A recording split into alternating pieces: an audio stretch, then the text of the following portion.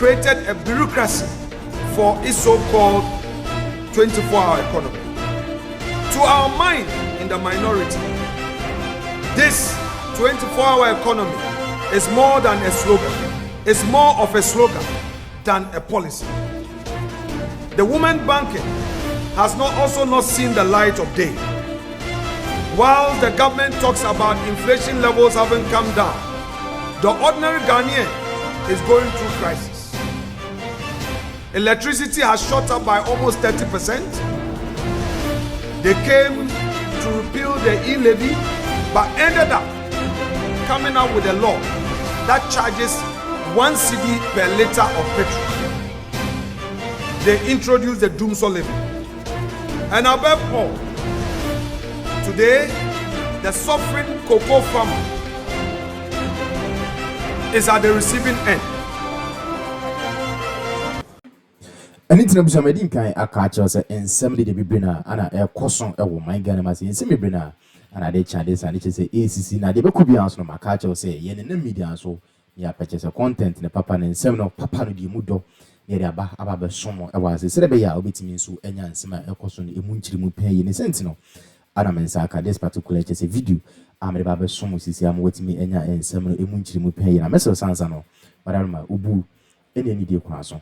So when you're subscribing from my channel, yeah, no one subscribe to my movie, yeah, no one turn on the bell notification. I consider be next time, piano. We drop a video our channel so I make it be end 10 times. So I drink chibi so feel free.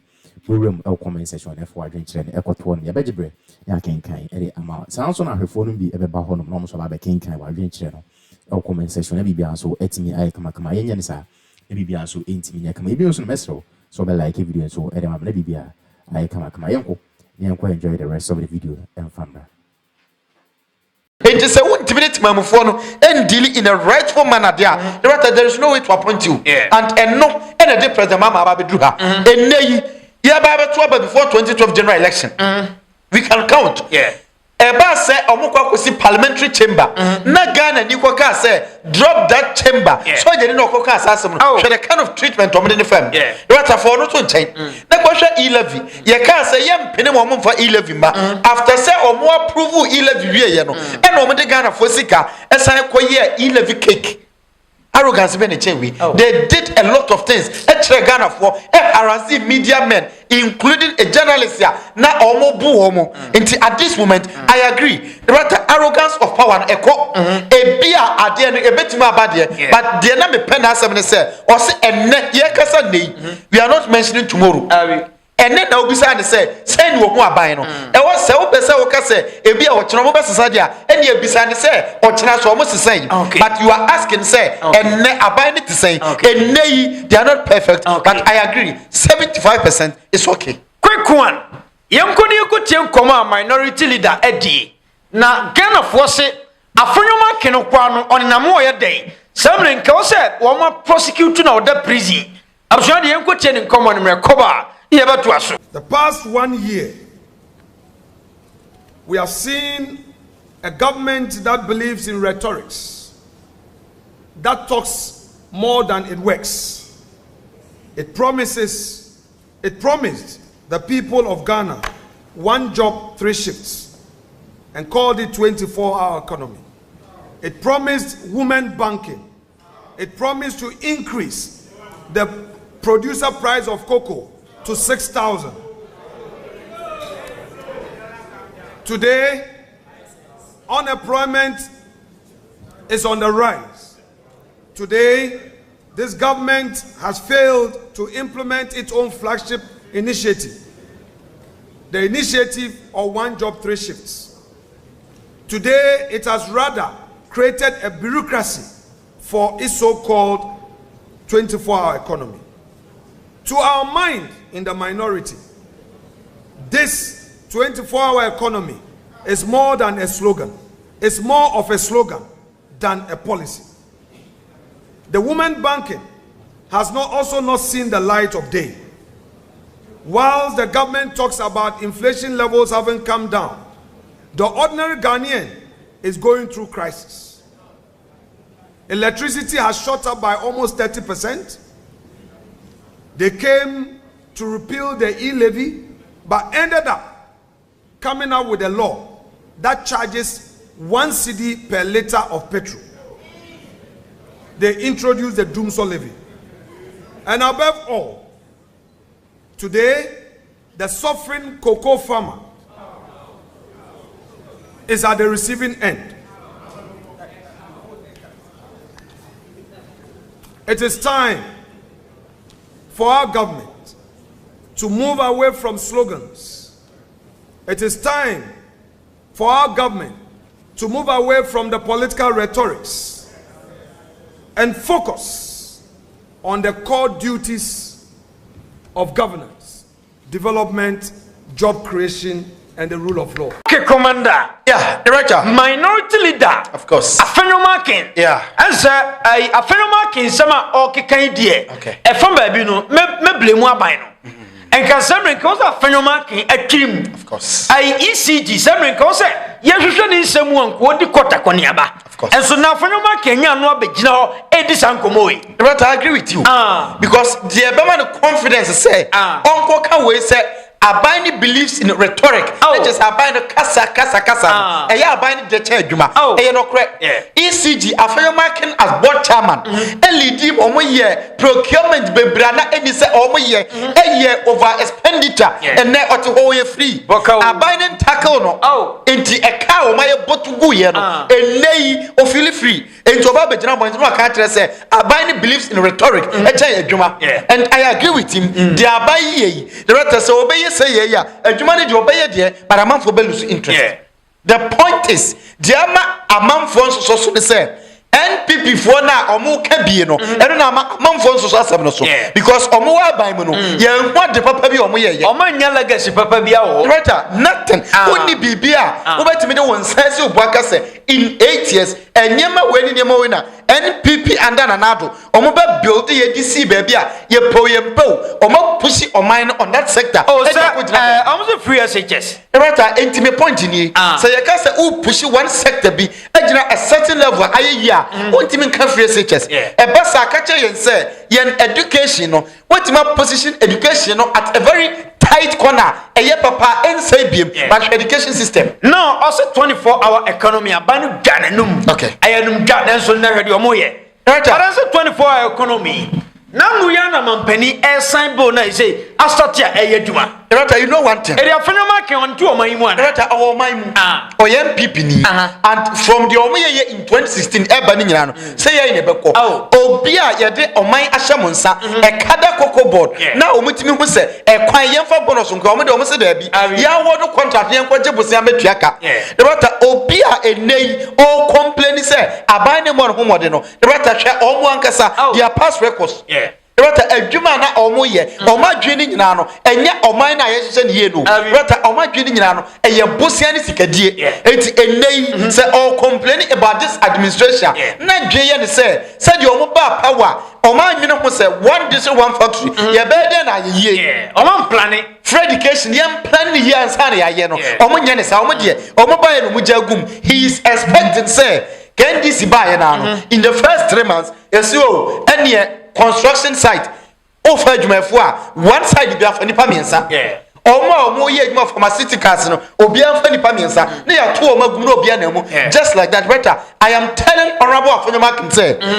24-hour economy as it stands say ebe succeed a eye ne papa ye be ye enti say ebe start ne kakra bi na ya ye no ketua bi a eye correct na ebetima sustain for years na e ko nyina na e expand na e bia emfaso wo so ne say ye betem sika na ye di sika na kwa kushem after so many years na ade na gu na ya boka na age say ko sika free baby ejikotua and they count the number of sectors ya boka wo ho a age say abani pesika free baby ansa na ode kwa kutua say road minister sika ya dia man say onfa nkoye kwan no the rata the budget no this a road minister sign ko tititika no kakra esa pa bi kotua kokko board ka What we are doing all this because of improper planning and mismanagement.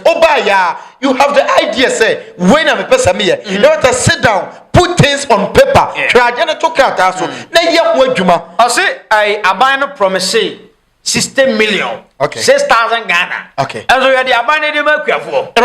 Afenyo Markin. Onim nukre no, onso onim nukre ne pa. Diama most of the times in here. The matter one person, he's very gentle, but on cannot correct. On him perfect say a neighbor be a prices in Nijano. I buy it to me and I want one down for 2 forcing and the quadim come away and he knows very well say at 2 forcing Mukono. One worker say a bar, ye betray 6,000 a mammo. Or ye emphatic say we are paying with percentage. A bona ye ko on world market no ye ba ye chemu 100 ya ye demu 70% e make you for na buy na for 30 at this stage the rate new prices here aban dia be it is covering at least and no e just 70% in ne kakra enti Afenyo Markin deda wo ba be yi the rate me problem ne say ye chechire on mine and I political party enya asem bisa kwa for ne say omo mafuo soso na omo top petrol Edigu afidiem edi spray afuo no so na aside that omuto nduro no omun check petrol ni enuro ne bo na omun fanto to se enei say na bo ni sitie na no na ofalumba edi nkomo bi se Afenyo Markin say why hypocrite also o kan okwa but do ba bia why hypocrite time MPP for kwa koto aba no wa meka sem bia mfa Honorable Kennedy ho of course wo mo to aba wi Honorable Kennedy elusu ye no em wo ba be keka say Honorable Kennedy papa wa ye no no ni business egu no Honorable Kennedy and a tamsi kaba be de ebe so ni mu business ni ejina ye anu falu be che say entika time an ko mo kwa koto aba na nka Kennedy hian say obeba be kasa asem no but ye to aba wi ya ukodi sa nkomo we no di emfaso be na be baso Irata with him. And Honorable Kennedy Nankasan, you should be careful with Afenyo Markin. Irata, Madame for no Dabi, and to say, and never know to hey, not all pre BB, not in public, man to man, you know, one tea, and you know what she, not dinner to Mavier, not my Baba say, oh, the bright dear, many now, me boss, no, many not yet or boame pa, and to the Sibian, a year, not mean to me, Mamiwa. Time o nya me say me mo dra me de support be ma no na ma twe vote ama no ma nye he fa na hu say Afenyo Markin afọ constituency bi akwa campaign market in Japan e bata constituency be na hu no in MPP ye kwato presidential primaries no the only person in the party na okita position mo du e ya Afenyo Markin ono na o control 87 MPs in parliament.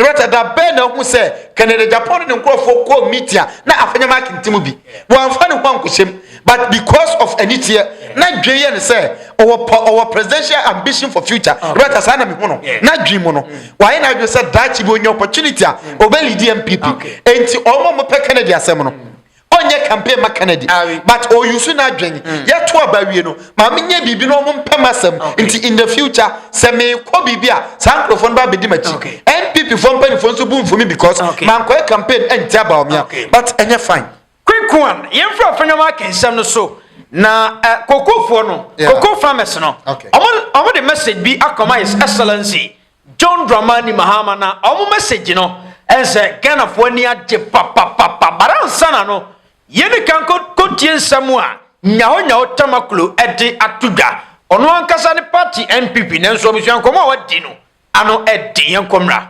committed against this nation by anyone in the previous administration must be seen. The people must be what do you call it must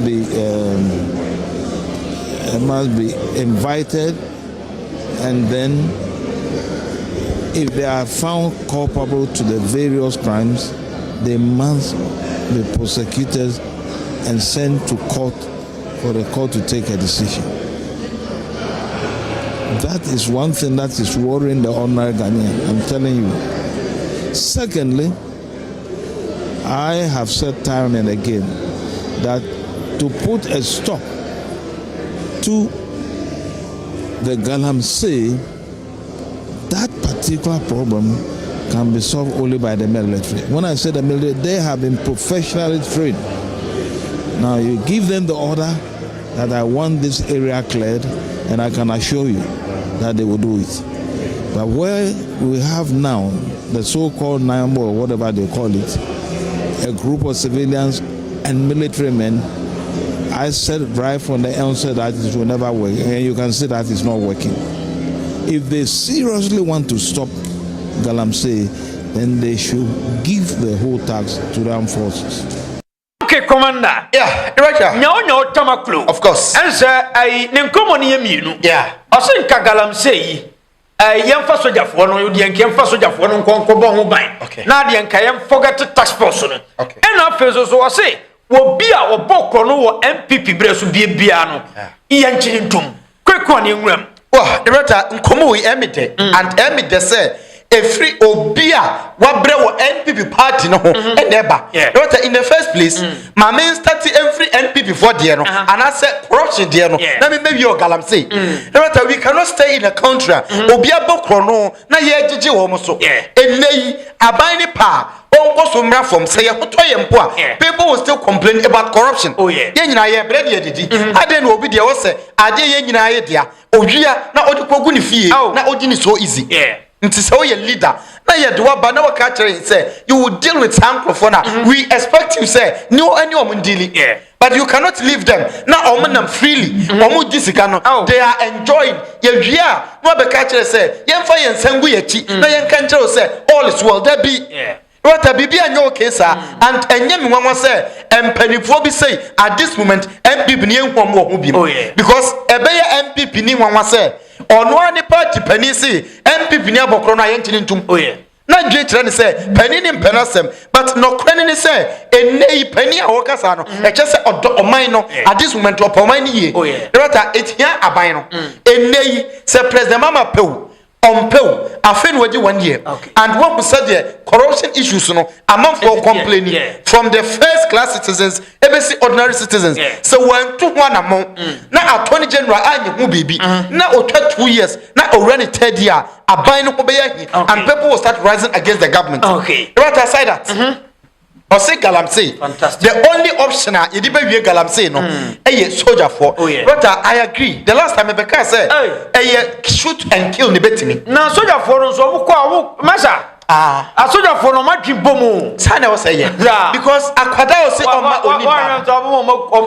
o ma tutu. The right just one but tutu. O say o ma me na bento abepa. The right idea say enye. Umba yenyina ye problem yenyina ye ho bekyere ye enti munyai na yenyina ye ho ntoye wosi unyai na obi ho ato ne bi enti at that moment no se aban ne kase sadia se yakoya bre ye jai galamsey site dia masoja for say galamsey site bia no ye soja for asase military you have to fight na monje masase na monfa right e bese ya soja for nim say this is our land ahani yete enti ye ma okwan Oma mesasas no say ya soldiers camp military camps e wo nwuram bebi a ye galamsey what a soldier for nim say omoma okwan ma obeya enuro na wurusu no omo na ebe home from abone no and they will deal with obia obekati closer to sansans no I agree with him aban ni penijia to put stop to it no ye nane sas ni nyina ma soldier for after all obia na so omre no obejaje na so nyemre no onko so nye quick one commander koko farmers wadi nkomo na san komo na similar to nkomo ya nyawo tamaklo edi quick one ye ko chemra ne koba abuso information wa chipa peni mahama ye dan wo wudie ni mu pa se wutimi ye e ma ne ye Russia ebo pi na wedie abehia mu anya obo apayo ye nyina de yakoma eni adwene e to de waye no so set so na emo nyina esanse koko no ye de ko a yenya atofompo ne yato ne nyesike pa bafie nti yesre wo ya abaidie ye da wase sempo ma nkwan se ye ntuni ntua ye ka nemu ye besrew mampani ye tati radio so TV so bebre mutaboko adupi ese abandada no omo diska mampani se ne be ya meje di se yampa se omo diska no mesre mutu wona mo mo tiche safo ni nyina la mako ne nyina ehunu se ne mo ka no no kre na se bia mo ka guo mani se fate mo ka guo mo nyana an masikeke mesre mo pa koko fama na kasa of course na mani agene kasa no ho because am se we kwa no obekom no na school dem kwa wansi bida but mo ideas any agene identity because am se NDC aban etimi tie papa yi na omudi so a ebebo wo mankasa right you see there are corruption issues no a big problem am aban we ni right koko farmer na owo gidie say anye bia beto no koko 3006 na enei ya to so about 2005 no ono mpo se ogitum se nya aban no mfom so na mum obi a wadi sika no aban no so nche no eno a me kwa yie wo me kurom makura ase okay na me papa me ankasa me papa nua wo emfa me papa oye MPP ni ya me cho wate ase ena me ni di nkomo na me kofa koko asembe o se o koko no kura de ono omo ankasa nim se sana o se ye koko price no a world market it won man me gina wanya propaganda bia wo ka no kura no ya me cho wate ase et wo no kura na wo ye MPP ni koko farmer no wo hu no kura na ba bia no kura no free but MPP for company for so be gina ho a no mo toto ayampia et which is which enti enei akuafo die pe o papa nkomo yi pe de yetie wa hai e kire se akuafo ni gitum se aban ni nye bone but baby o mo ne aban ni wo twaka ne se MPP ni ntimi nkodi akuafo sika na on kotena fie on fa sika ni sisi adan won kran na on wie meka nkire aban we se aban ni na edi koko akuafo sika aban ni na ebo mo kro no na wo aban a o mo kro no wo de won sa guachi na uti hodi you can't take action e basa kuani ni be feel se o nhyada na no kuani no ho se odwene ne ho a de wodi sika no adan na wonche no because problem ne buy no hu se aban no ko be kire no e be say economy nti ye ntebo no so accepted any problem ye tizu here no de onu so adi sika okoko board ho de onu wa ye reckless management no onu so de na aban ne ya kire no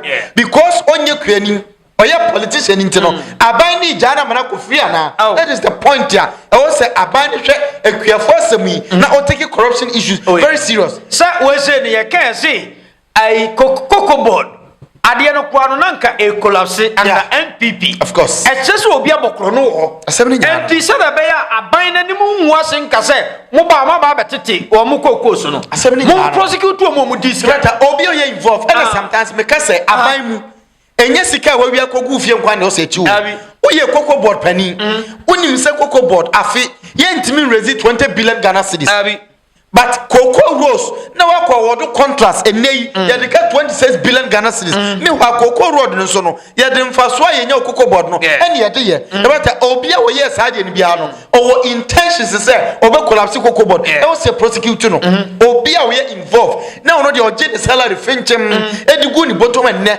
otifie because koko board what better koko board CEO every month or the sika kofie more than 100,000 Ghana cedis enti enei you are taking 100,000 Ghana cedis every month me wa koko akuani no within a whole year no enye time bia no koko no a season by season ye was season bi wa koko ni ho and now me no guso kasai bebre koko ape afa na omo ba the last one eswape koko na pe nape Jesus say bi ni so what de wo so nyina mana koko na pe say ai ape bebre de eswape enti at this moment kakra bi na omo de ebi oso omo guso prapra so omo be prapra so awie na omo samba beti the following season ne de and you expect to say obi ejisika onko tena fie na o enjoy the rest akuafo no their sense of judgment no ka kire say enei sebi obi ani ho anadwe wo fom oye kuani onko school but otinye mas otikasa o kire chade mu kire na otie say God been so good and because of internet and social media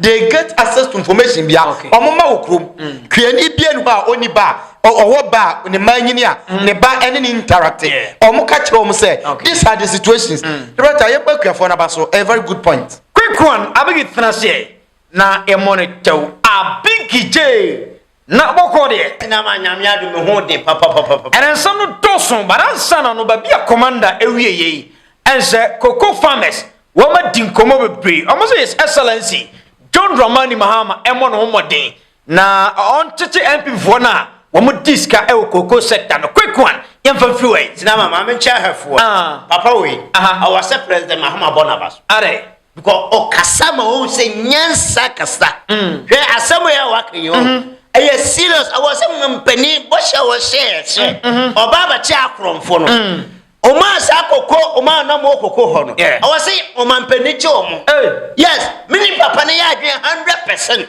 are de na course o kokko sector ye tiasi yes MPP peso o mu yesika o mu yisika ena de president Mahama ma yeto abama ne say Ghana ha kama aban foforo na ate ho omu ya kromfo omu wie sika pa oba obeche omu ena ne koko fu akuafo esufre president Mahama say akromfo na omo wi wo MPP person onche omo ama omo kumanto omiem na koko na amate no mpo ha omo omo di ahia se omate so no na sika na baba omo banya sika to mmoto no na hia omo ati we dey misra president Mahama say misra no papa wo sheba wo di so no kwasem we dey omo ma wi sika wo MPP person no president Mahama cho mutu maye amanfo se asade no kwa echerodo achampo acho 1 year kasamina nka waso mu ina adam but we say no so unse court nsensem de kwana bra dos mu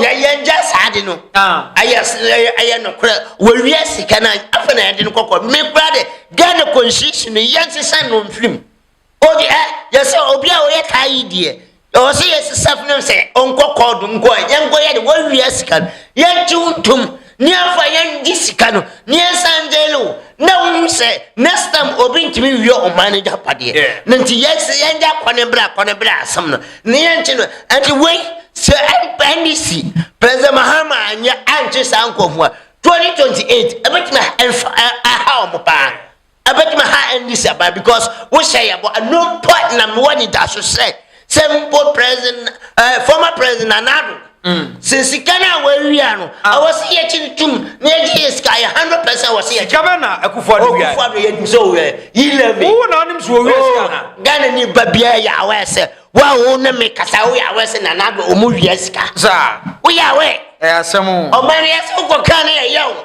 eso ndi me manisu wo wi sika o pa o mampani a wa ba wo wi sika bobosia ye humfa so aye na Anado person enti aye santim ye sra Mahama say onye akuyafo ni sufre ne say wonche o munena nimte anye sa dache na NPP for masaba baka say wo ka say ye wi sika adenti na oba ye wanche na ai unse akuyafo no ye demonstration wo mo ko akra nyina ho but enwachi na akuyafo ni bi o mo demonstration no say MPP for mo musika ansana omo me that demonstration na omo kro mo nya kuafo sinama me da so kasa MPP nyansafo bi enim bi ende ya nkasa ati unim de tia meka empanifo no anya nkura na oyi omo amwofo mo empanifo no amwo so we ayo how ena odi ama o mai no hwe tama kuafo na wo so omo kodo omo afuo so wo komo omo 2.5 na 3 million say nipa na wo so me demonstration tia no na adin won fomye na chese wo de o pese wo ye no chese wo ye kronfo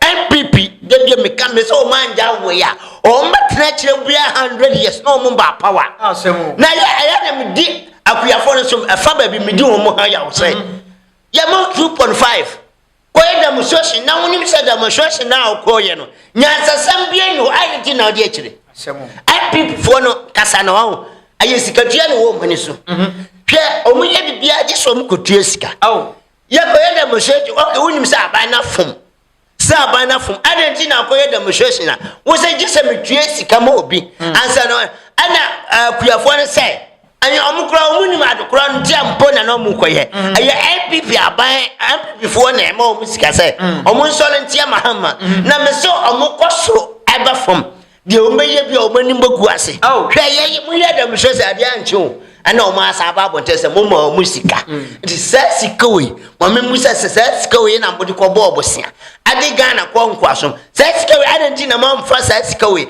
enfam enye mpuntu o Ghana sampan fo we enfam sika we enko kumase nji nko hwe ya fo ne de mani pesa o ma ye demonstration bra so mfata na me se MPP fo nyami ba gusu ati o mo yesika na omo wiano awomodi ye nkwase asam no obe je omo ye sa musika na sama omo ni mogu ase na sina ma meka we tie MPP fo Ghana no titi policy atwam say adede enu ho NDC abadwuma wo ye ne no wo so be solatia ye wo na woni mogu ase me ameti ho minim sa mumu peso na kokoro ya ton sai na kwa adwaso na kokoro one bag ye ton 100 million eso kwase ebu ewo mo hono na o makuafo 30 million ani ukodwa manso koko one bag egru 50 million Muhammad mia ebo made adi koko one bag adi about 25 million ayewo press na yese na wo press wo ya kronfo 100 million na wo mo 30 million na wo for 70 million 7,000 70 million adi afa obotum ane Ghana banya watesuno koko wa ma o de kodwa so onye mfa so mbru 10 million 20 million anam okro na wo boye nti wafanti anti president Mahama onye no onye na adwuma no koso na kuafo no adro bia mam obi mfa mo ye nkwase adwuma na omumbo mden na nkoso na sinama na Afenyo Markin so di nkomo wo se eniema aban ne ye nyina ne mfa kwam aban ne hweso nya adwuma ene ne sei wo kina sei kasa kwa kwekwa ni nwa we sinama Afenyo Markin o emse o yale are na adwene no monko check na adwene aya adidi atam so mpa ko show no mendi na tem tie ye we ni ba bi o ha wo tie ni kasa wotimi se ni ma han ebe na adwene mu kakakra ati mo hwa Afenyo Markin na adwene na ye de wo no pa baaye no nye no na o yusu ne no hwe wontimi nkan kire se aban ya wote no ane ma nko ye matimofo ye timofo ne na what quality say ye baba bontene be ka kire aban ne say aban de wo ye no ane ma nko so ye won Afenyo Markin woni na nado ne tena Ghana ko nyanso 8 years na 8 years na I bro na me family bro one back ko 2002 ane Afenyo Markin ane abroad drop about 4 million 3.5 wo personal ane wo ka kire Ghana timofo ne say o man ne enko ye ye nsoma wo se be ka bibia maye o man no ye timofo na president Mahama ne na aban I favor Ghana for ane ya me sem koto cement 100 bars na me checking anado peso Afenyo Markin ya wanya ho ye press conference mtwe hunu no ne pes 100 bars no ne wo di bagane skema ne 120 million 100 bars no Afenyo Markin ni tise kube no cinema mini na tem but ayen kire mu na me kire but sasamwe ma sasai sa ni tise kube na sa be ma bia ni wuti no okay ma ja sai tie usam penfo tie embanfo mu tie ye 80s any 70s 60s so adura be ya de ya ne kasa amfa ya on kasa sa omumu preso ane yeti se a o se Mahama na mambo anye no ane cement 100 bars no esuati hum aba 73 million